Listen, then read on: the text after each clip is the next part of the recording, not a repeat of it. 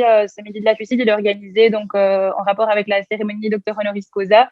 Donc voilà, donc Carola Rackete qui va devenir docteur honoris causa de l'UNAMUR. Et donc, je vais vous présenter un petit peu donc, qui est Carola Rackete, parce qu'en fait, Carola Rackete, on la connaît surtout pour son action donc, à Lampedusa, donc quand elle est arrivée, quand elle est accostée donc, à Lampedusa avec 40 migrants à bord, sans autorisation des autorités italiennes. Mais donc, elle n'est pas que volontaire auprès de l'organisation Sea-Watch. Elle est d'abord chercheuse aussi, et donc elle a fait un master en protection de l'environnement.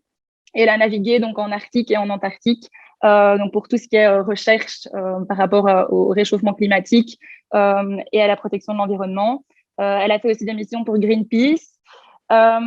Et donc aujourd'hui, en fait, elle est ici donc pour nous parler de cette approche justement systémique, donc de voir justement donc on va partir des migrations, mais justement de voir ces migrations comme quelque chose qui fait partie d'un plus grand problème, d'un problème systémique. Donc, elle va nous parler de climat et alors aussi du problème, du système capitaliste aujourd'hui. Donc, voilà. Et alors, donc, juste avant l'intervention de Carola, donc, on aura le plaisir d'accueillir Matteo et Joséphine, qui sont donc des jeunes FUCID qui ont fait le voyage à la frontière franco-italienne. Donc, Joséphine il y a 2 ans et Matteo l'année passée. Moi, je l'avais fait aussi avec Joséphine. Et donc, eux vont parler justement de la situation à la frontière franco-italienne au niveau de la migration pour introduire ce que Carola nous dira après. Donc voilà, maintenant je vais laisser la parole à Joséphine et Matteo pour leur présentation du voyage. Donc bonjour à tous, je suis très contente d'être ici et de participer à ce Midi de la FUCID. Donc je vais vous présenter un petit peu le voyage que j'ai réalisé il y a 2 ans, donc en janvier 2019, avec la FUCID. Donc c'était un voyage qui était à la frontière franco-italienne. Donc nous, on séjournait à Nice et on faisait un peu des allers-retours entre Nice et Vintimille, qui est une ville italienne située à la frontière. Et entre les deux, il y a la ville de Menton, qui est vraiment à la frontière franco-italienne. Donc ça, c'était notre groupe avec qui nous sommes partis là-bas. Et donc l'année suivante, un deuxième groupe est parti, donc le groupe de Matteo, et il vous parlera un peu de son voyage aussi par la suite. Donc pour situer un petit peu où ça se trouve, donc la frontière franco-italienne, je suppose que vous savez.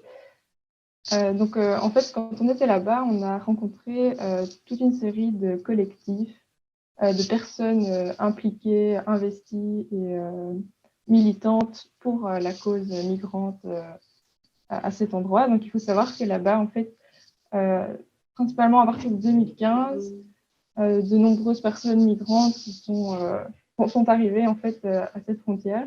Et chaque jour, des personnes tentent de passer de l'Italie vers la France, notamment par donc le village de Menton, qui se situe vraiment à la frontière. Ils tentent de prendre le train et malheureusement, ils sont sans cesse refoulés par les CRS français et aussi avec l'aide de la police italienne. Ils font un peu un jeu de ping-pong avec les gens. Et donc, en fait, on a rencontré toute une série de personnes actives dans la région qui se battent un peu pour ça. Et la première personne, c'était Émilie, qui travaille pour l'ANAFE et qui, en fait, a pour but d'observer et de rédiger des rapports qui vont, en fait, expliquer tout ce qui se passe, des agissements illégaux des CRS et des autorités vraiment à cet endroit de la frontière. Et donc, en fait, son but, ce n'est pas d'agir réellement physiquement, mais bien de réaliser des rapports. Et comme elle le dit, parfois c'est un coup d'épée dans l'eau, mais parfois ça marche et parfois ça fait bouger les choses, bien que les autorités ne soient pas très réceptives à cet endroit. Ça, c'est son moyen d'action, en tout cas, c'est de rédiger des rapports où elle va vraiment décrire tous les agissements des autorités sur place. Donc voilà un peu l'endroit. On peut voir donc le poste frontière, qui est celui qui est proche de la mer, et puis il y a le poste frontière haut, qui est la route qui passe en amont. Et c'est par là donc que les migrants tentent de passer chaque jour. Ensuite, on a rencontré Martine, qui, elle aussi, a un rôle tout à fait d'observation et de dénonciation des pratiques. Et elle est impliquée aussi avec Amnesty International. Et donc, elle était active surtout au moment où il y a eu ce fameux camp sur les rochers, donc toujours à Menton. Il y avait toute une série, des centaines de personnes qui étaient rassemblées sur les rochers et qui campaient et qui n'avaient pas l'autorisation, évidemment, de passer à la frontière. Et donc, elle a été poursuivie pour délit de solidarité parce qu'elle avait en fait aidé deux migrants à passer la frontière, notamment des mineurs, puisqu'il faut savoir aussi que les policiers changent la date de naissance sur les papiers des personnes pour pouvoir les refouler, puisque techniquement, lorsqu'ils sont mineurs, ils n'ont pas le droit d'être refoulés. Mais il y a un petit peu des chipotages qui se font. Ensuite aussi, un autre collectif très actif, c'est Kéchania, qui est né à Calais, mais qui est rapidement intervenu dans la région niçoise. Et donc, eux, leur but, c'est de nourrir en fait ces populations qui arrivent. Et, et donc, en fait, ils vont fournir des déjeuners et des repas du soir, notamment, tous les jours. Donc, ils récupèrent les invendus, ils récupèrent les dons des gens de la région qui veulent bien. Et ils viennent se placer là à la frontière aussi. Donc, et dès que les personnes migrantes arrivent, ils ont de quoi manger, de quoi recharger leur téléphone, et aussi un peu un endroit accueillant. Donc, c'est des gens qui vont essayer d'offrir un peu de réconfort à ces personnes. Ils sont aussi situés dans la Roya. Donc, la Roya, c'est une vallée qui se situe vraiment à la frontière et qui est une zone. Donc, si les personnes vont essayer de passer par le train, ou par la frontière, comme on voyait au début, et s'ils n'y parviennent pas, ils essayent de passer par les montagnes. Donc, mais c'est assez dangereux. Mais malheureusement, les gens tentent quand même de passer par là, puisqu'ils n'ont pas vraiment d'autre choix. Et donc là, il y a aussi un camp, Kéchania, qui se situe là et qui va aider. Ensuite, une autre personne qu'on a eu l'occasion et la chance de rencontrer, c'est Teresa, qui est fort active à Nice, notamment dans l'ADN, donc l'Association pour la démocratie à Nice. Mais elle agit comme toute seule et sur plein de combats, en fait, pas seulement pour les migrants, elle agit aussi pour les DF, etc. Et elle est hyper fort impliquée, c'est une personne très inspirante qu'on a eu l'occasion de rencontrer et qui nous a aidé à co-organiser l'exposition photo Europe Ouvre-toi. Et enfin, je vais vous parler de la Roya citoyenne, donc, qui est un collectif fondé donc, dans la Roya par les citoyens de cette région et également qui vont aider notamment avec les repas et aider à faire passer des gens, etc. Ils sont notamment liés à Cédric Héroux. Enfin, à la base, Cédric Héroux faisait partie de ce collectif. Donc, il y a vraiment plein de collectifs qui sont situés là-bas et qui agissent, c'est très inspirant. Et aussi, on a eu l'occasion de visiter le Campo Roya. Donc ça, c'est un camp Croix-Rouge qui est situé à Vintimille. Et donc, il accueille en fait des gens, des familles, etc. Il leur offre un logement, des repas, etc. Et alors là, ce qui nous avait particulièrement frappé, c'était le fait qu'il était vraiment reculé de la ville, un peu caché. C'est un peu cette volonté de cacher le problème, entre guillemets, mais de faire comme si ces gens n'existaient pas et n'étaient pas là. Ah, merci. Je prends la parole pour la suite. Et donc, prochaine personne que je veux présenter, c'est Loïc. Loïc est un jeune niçois qui est engagé par les migrants depuis son adolescence. Il est militant du DTC. Le DTC, c'est une association créée par Cédric Héroux qui s'appelle Défendre ta citoyenneté et qui vise donc à aider les migrants à passer la frontière franco-italienne afin de pouvoir demander l'asile en France. Loïc s'engage auprès des migrants, surtout pour ce qui concerne une aide administrative. Et donc, il aide les migrants à mieux comprendre toute la procédure bureaucratique, s'occupe des frais de la traduction des documents, etc. Par la suite, on passe de l'autre côté de la frontière. Donc, je vous présenterai des acteurs italiens. Et le premier, c'est la Caritas de Ventimiglia. Donc, la Caritas, c'est un ONG international qui travaille principalement avec des gens pauvres et des sans-abri, mais qui, à cause de la crise migratoire qui a frappé Ventimille, il s'engage aussi auprès des migrants, et notamment surtout les demandeurs d'asile. Et la Caritas, c'est le seul centre à Ventimille qui offre de l'aide et de l'abri à les familles. En plus que ça, il offre aussi des pragmatiques, donc aux migrants, notamment pour ce qui concerne de la nourriture, des vêtements, donc tout ce qui peut aider les migrants de leur quotidien. On a rencontré aussi Delia. Delia est la propriétaire d'une petite bar, le bar Hobbit à Ventimille. Et depuis 2015, elle a commencé à aider les migrants, et donc de façon très concrète. Donc, elle a commencé juste à offrir des repas, un peu d'eau aux migrants, et les a invités à l'intérieur de son bar pour utiliser les toilettes, pour recharger son téléphone.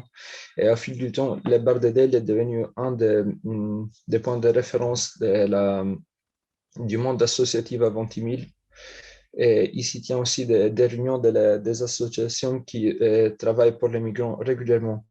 Cette rôle en première ligne d'Edelia, il lui a causé pas mal de problèmes. Et donc, il était agressé, il a eu des répercussions physiques, verbales et économiques pour ce qui concerne son activité. Et actuellement, donc, les bars, il est aidé par des privés qui donnent des fonds à Delia pour pouvoir continuer à garder ouvert son bar, surtout à cause du rôle principal, du rôle central qui le bar joue dans le contexte migratoire de Ventimille. Après avoir rencontré Delia, on a rencontré un couple, Paola et Gianpaolo. Donc, Paola est un enseignant de philosophie et Gianpaolo est un policier italien qui travaille à la frontière. Les deux sont engagés auprès des migrants. Et Paola fait partie d'une association qui s'appelle Popoli in Arte. Et de nouveau, les deux sont engagés de tout de suite dans l'aide aux migrants, et surtout en essayant un peu de donner de l'aide pratique, et, qui c'était des vêtements, de la nourriture, de faire un peu d'eau, un confort, et on les aider parfois même dans la traduction des documents. Ils nous ont accueillis dans leur maison pour un peu nous expliquer le contexte de Ventimille, leurs ressentis. Et on a fait la connaissance aussi de leur nouveau fil parce qu'ils sont adoptés un MENA, donc un migrant, un mineur non accompagné, qui est rentré faire partie de leur famille. Et vous le voyez là sur la slide. Le dernier acteur qu'on a rencontré est Agnès. Agnès, elle travaille à Nice et donc il est un avocat de formation et qui maintenant a pour mission de coordonner les actions menées par une trentaine d'ONG qui travaillent d'un côté et de l'autre de la frontière. Donc des ONG italiennes, des ONG françaises aussi. Ces postes de travail étaient créés par l'intervention de 4 ONG internationales, notamment Amnesty, Médecins sans frontières, Médecins du monde et International, les CIMAD, qui ont décidé de créer ces postes stratégiques, disons, afin de pouvoir coordonner les opérations et pouvoir mener des activités tous ensemble. Donc, voilà, comme vous avez pu le voir, on a eu la chance de rencontrer un nombre important de personnes qui agissent là-bas. Et c'est vraiment le but, c'est de voir un peu toutes les manières d'agir à cet endroit, de comment s'engager aussi dans ce domaine. Et c'est vraiment inspirant, en fait, de voir tous ces gens face à une problématique et une situation qui semble, qui personnellement me dépassait complètement. Et de voir qu'il y a des gens qui, au quotidien, s'impliquent, même se mettent en danger face à la justice, je veux dire, etc. Mais qui y croient jusqu'au bout. Donc, c'est vraiment très inspirant aussi de pouvoir ramener ce message ici en Belgique, où on a parfois l'impression que tout va bien. En tant qu'Italienne, ce voyage, cette expérience m'a permis de découvrir un peu plus sur une thématique qui touche directement mon pays. Et surtout, ça m'a donné un peu l'espoir, surtout toutes les rencontres avec des acteurs comme Paola, Gianpaolo, même Teresa ou Delia. Ils m'ont donné un peu plus de courage et d'espoir dans l'humanité. Voilà, merci beaucoup à Joséphine et Mathéo pour cette présentation très complète. Du coup, maintenant, on va passer je vais donner la parole à Carola, voilà, qui va un petit peu mettre justement ce problème migratoire plus en contexte et expliquer que c'est finalement un problème plus global. Voilà. Donc, je laisse la parole à Carola. Hello, everyone, and it's really nice of you to join. I will share my screen in a moment so you can see some pictures. So basically, there is a very simple structure to this talk. I'll speak about borders a little bit, about environment and alternatives. So what you hopefully see now is a picture of the central Mediterranean. So here you can see Tripoli, which is the capital of Libya. And this is the Libyan coast here. This is Tunisia. And there's the island of Lampedusa. And what you can see here is the route of a little boat. And this little boat with refugees, that was starting from Tripoli one day with people who were hoping to go to Europe. And each of the dots that you see is basically the time of a day. As you can see, there are quite a lot. They actually spent 16 days at sea. First they were going, and then their engine broke, and they started to drift. And they were drifting for over 10 days in the central Mediterranean. And in this time, several vessels met them, military vessels, and nobody gave them assistance. They also saw commercial vessels, and they also didn't help them. On one case, an army helicopter was coming and flying over them, but they were not rescued. 63 people in this boat died, and I think just 8 survived to tell their story. This case of this boat is not new. It's from 2011, actually. And the case is known as the Left to Die boat. It has been reconstructed by an organization that is called Forensic Oceanography, and they have made a 20-minute video apart from a report. And I really recommend that if you have time that you see this video where they explain how this boat with all these people in distress was not rescued, despite the fact that there was so much military and so many other boats in the vicinity who could have easily helped them. And I'm just bringing up this case from 2011 so that you understand that the non-rescue, the non-action, the letting drowning people in the Mediterranean Sea is not something that has started just a few years ago. This case is really quite famous, and it's already more than 10 years ago. Another big thing in the history of the Mediterranean recently is a big shipping accident of Lampedusa in 2016. Here you see the coffins of the people who died very, very close to Lampedusa, because nobody wanted to rescue them first, and then local fishermen started to rescue them, but they didn't have the capacity, and over 100 people died very close to Lampedusa, which was a big shock to the people who live there, but also to the Italian people as a whole.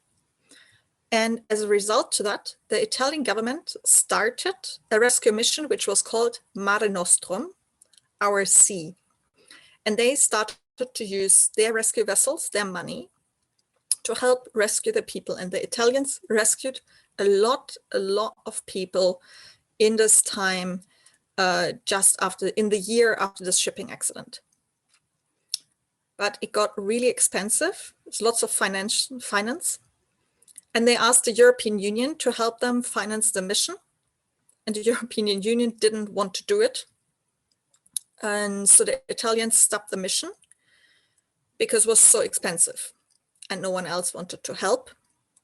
And then a lot of the civil rescue vessels started to turn up, like the Sea-Watch, for example, but also many others from Spain, from Italy, from other countries. Also big ones like Doctors Without Borders and so on. So in this period of 2016, 2017, as you know, quite a lot of people came through the Central Med route fleeing from Libya, which is at civil war. And then at some point, the European Union really decided that they want to limit the arrivals. And they started a process of border externalization and militarization as well. So they did not deploy any of their own military vessels in the Mediterranean Sea anymore. Instead, they gave money to the so-called Libyan Coast Guard, which we can see in this picture here. The situation that we have today is there are no EU official vessels in this whole sea area, only aircraft. One of the German big newspapers, together with French newspaper Libération, has just released a report on Frontex, the European Border Police and Coast Guard, how the Libyan, how they cooperate. So the Frontex aircraft are flying and they're spotting the refugee boats, and then they pass the information to the Libyan Coast Guard. And the Libyan Coast Guard goes out with their boats and brings back these people, not only from the international waters, but also from the search zone, which is close to Malta.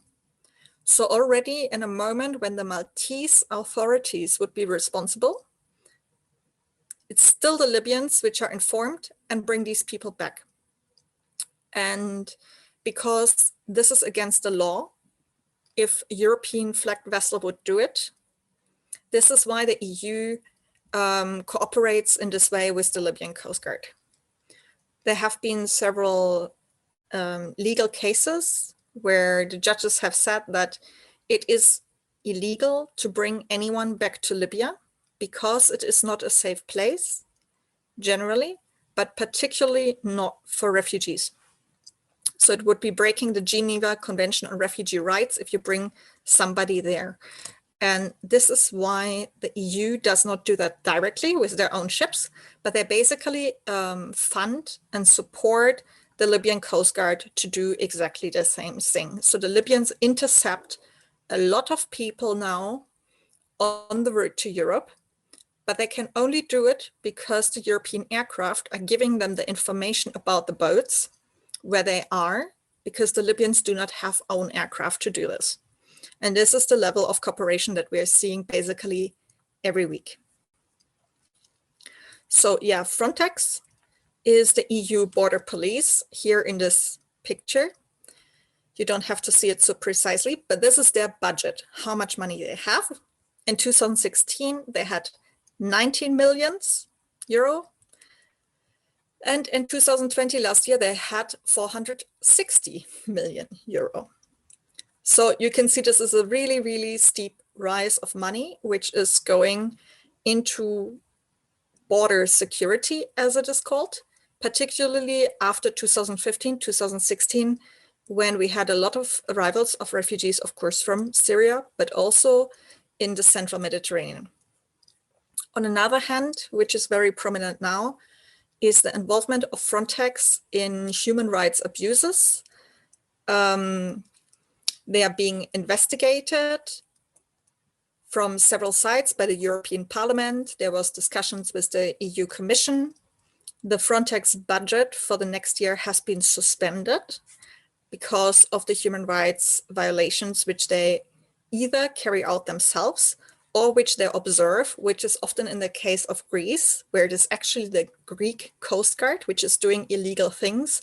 For example, taking people from boats who are already in Europe, taking away their engines and pushing them back into Turkey. Even people who have already spent a night or two on the Greek islands, sometimes are pushed back by the Greek border guards to Turkey. And Frontex is aware of that, so they're complicit in this. So the question, what is Frontex doing, is really, really fundamental for human rights. And I think we really need to scrutinize what this border police is doing, particularly because they're getting more and more money, which they're using for militarization and just more border police. So we really have to make sure that what they do is legal.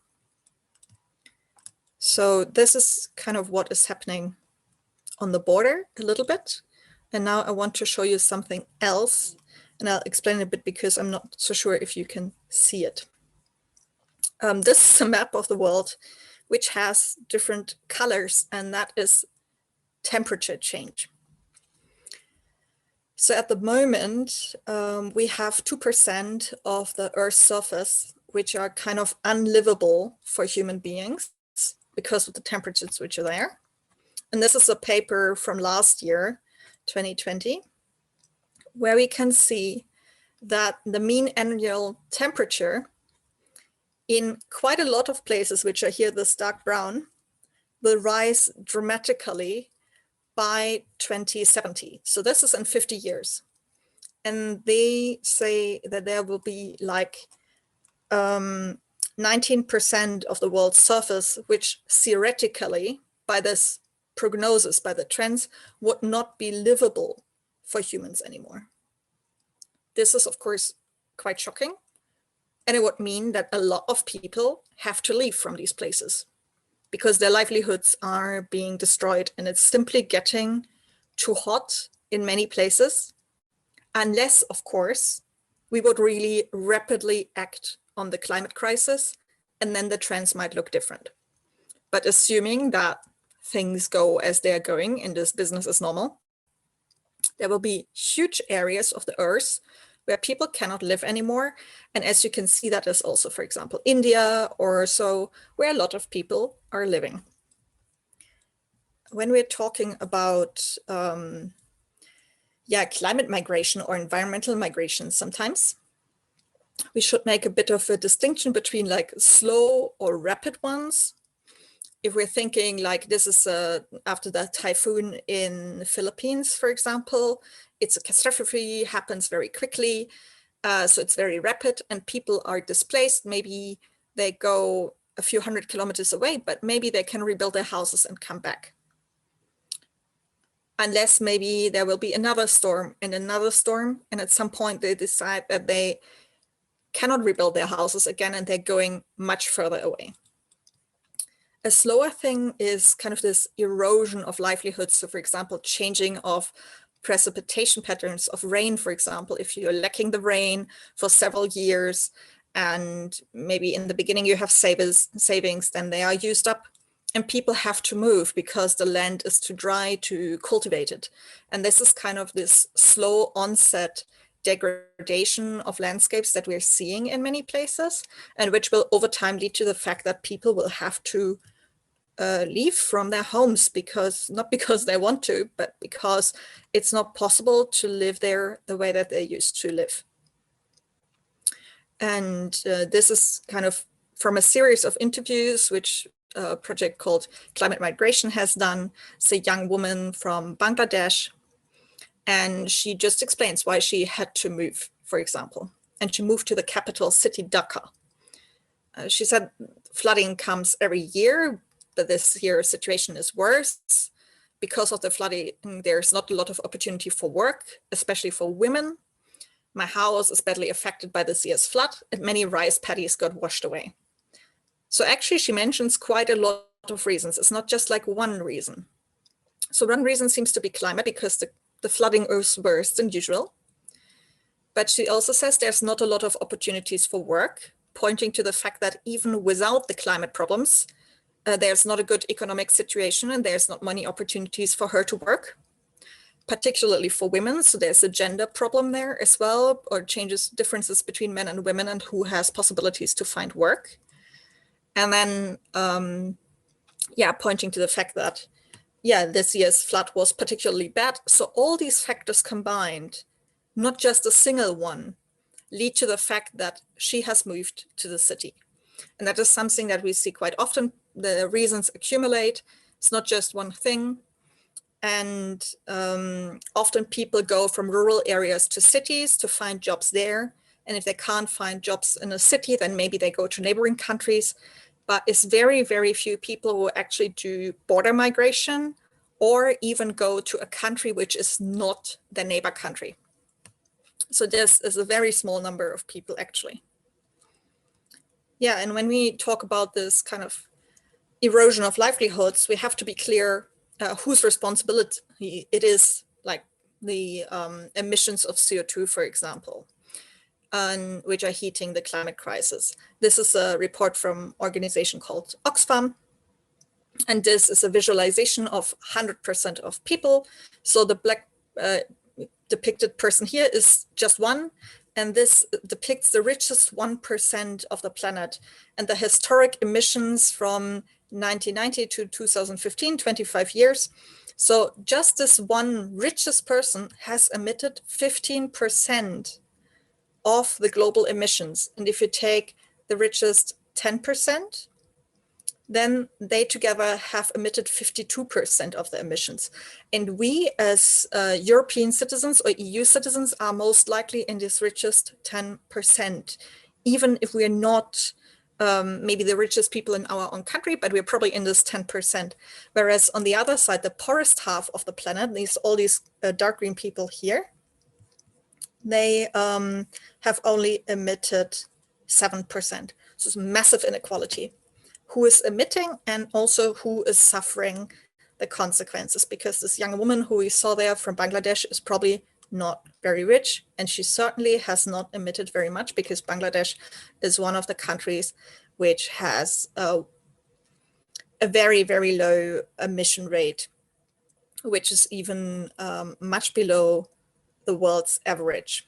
And that is also a point that when some people like to blame overpopulation for the ecological problems, this is not so much an issue. For example, in Bangladesh, people still have more children, for example, than in Belgium, but 10 children in Bangladesh do not emit the same amounts of CO2 or don't consume as much as one child in Belgium. So overpopulation is really not the problem. The problem is how we structure our societies and how much are our emissions. And of course, that can change. I mean, even if we see in this picture from 1990, the total amount of emissions to 2015 has changed. So the question is rather, how do we change that? And then I come to another picture here, which I will explain a bit. Because a lot of people say, well, we need to grow the economy so that the people get out of poverty, so that people like this woman in Bangladesh, she will have enough money. And we know, of course, the GDP, gross domestic product, has grown a lot in the last decades. But the problem is that all this wealth, which has been generated, is very unevenly distributed. So this is what we see in this chart. This is in the 1960s. And there are regions by different colors. So this thing here, the gray one, is the global north. That's countries like the EU, US, and so on. And these here is basically everyone else: Sub-Saharan Africa, South Asia, Latin America, Caribbean, East Asia, and so on.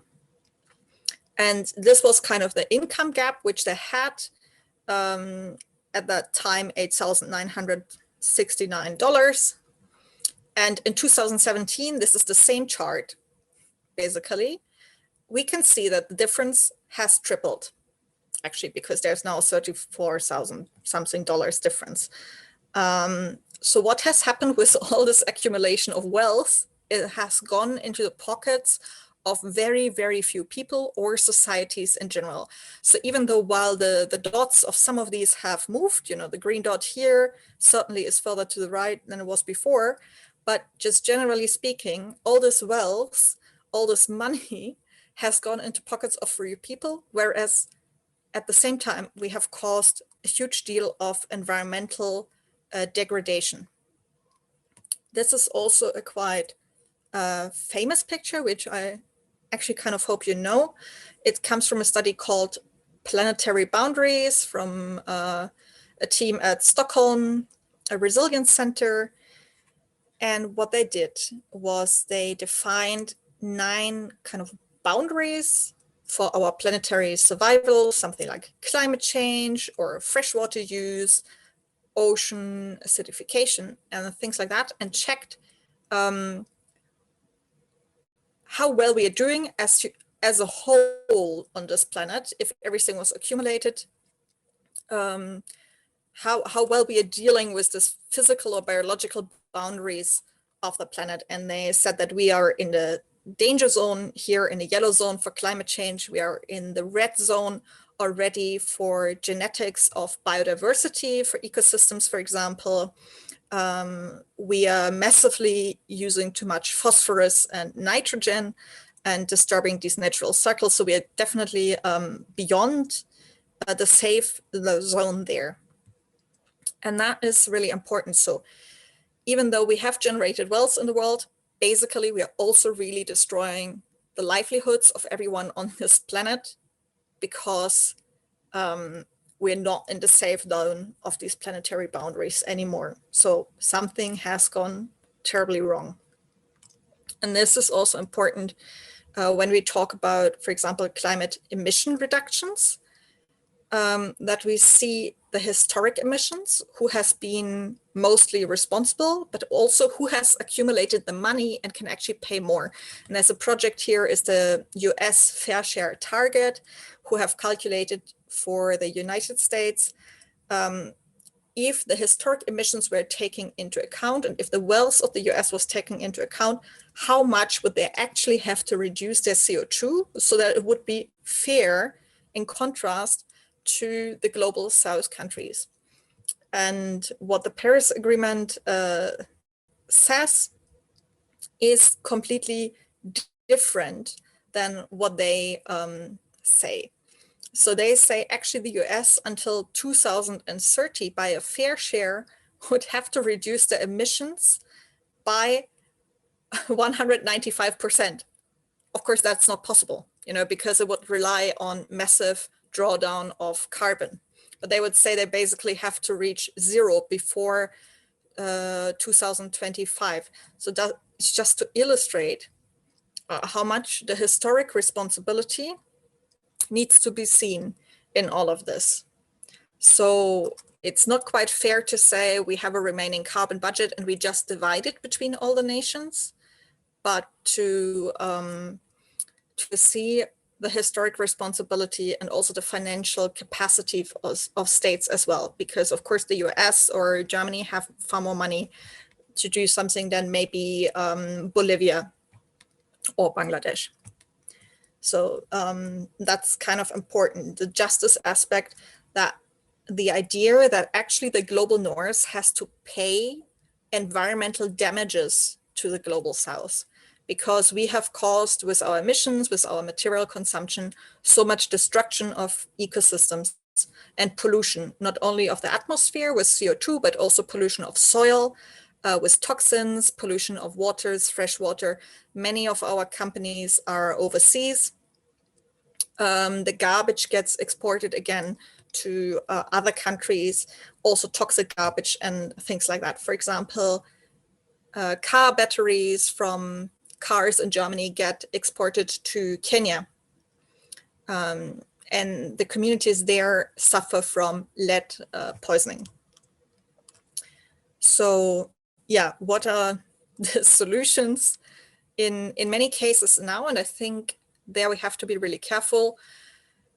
We get proposals for solutions which are in the same ideologies. So for example, geoengineering, we will invent a technology that will capture and storage carbon.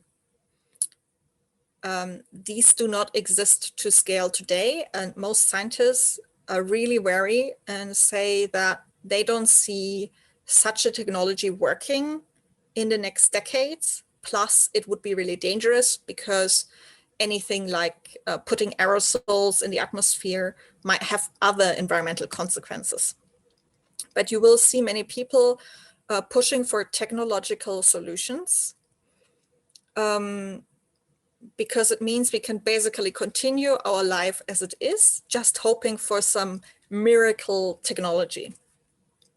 Another thing is the idea of green growth, the idea that the economy could be completely green and not harmful to the environment anymore. However, there are more and more studies from ecological economics that say this is not true. It's not possible to decouple completely the economy from material throughput, such as energy or other materials that we're using for building, for soils, for agriculture, and so on.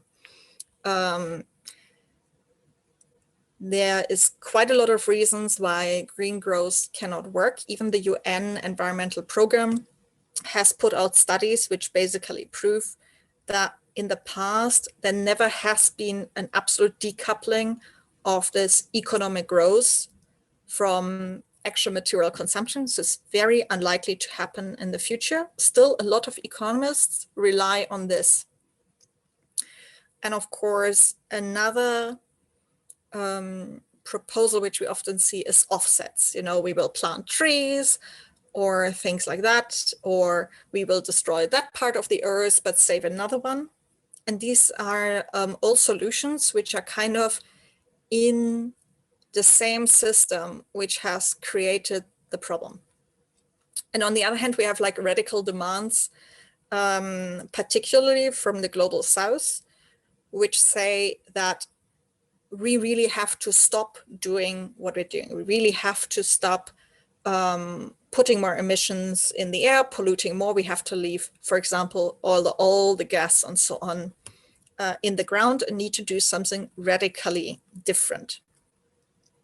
And I think here comes in the idea of what is sometimes called the pluriverse.